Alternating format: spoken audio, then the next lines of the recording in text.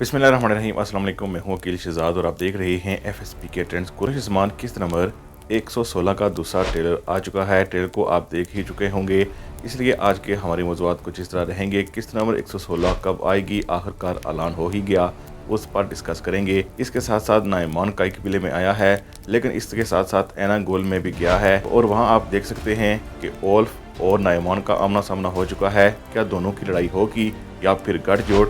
इसके साथ साथ तुर्गत आल और उनके साथी भी हमला करते हुए नजर आ रहे हैं।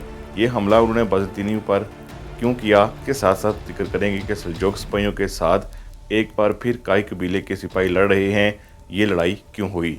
लेकिन वीडियो शुरू करने से पहले आपसे गुजारिश है कि अगर आपने एफएसपी के ट्रेंड्स को सब्सक्राइब नहीं किया तो ज़रूर सब्सक्राइब कर लें। सबसे पहले आपको पता चलें कि अगली किस्त 1 मार्च को ATV पर नशर की जाएगी और हम 2 मार्च को सुबह देख पाएंगे उर्दू सबटाइटल्स में। इसके साथ साथ ट्रेलर का एनालिसिस भी आपको देते चलें। जैसा कि नाइमान आप देख सकते हैं कि काई कबीले में आया है, लेकिन उस्मान बेग के खिलाफ वो सियासत ही कर रहा है, इसीलिए एना गोल गया है और एना गोल में जाकर वो एना गोल की नशिस्त पर बर्जमान भी हो गया है और इसके साथ साथ ओल्फ ने उसके सामने घुटने भी टेक दिए हैं, यानी ओल्फ भी उसके साथ सियासत खेल रहा है।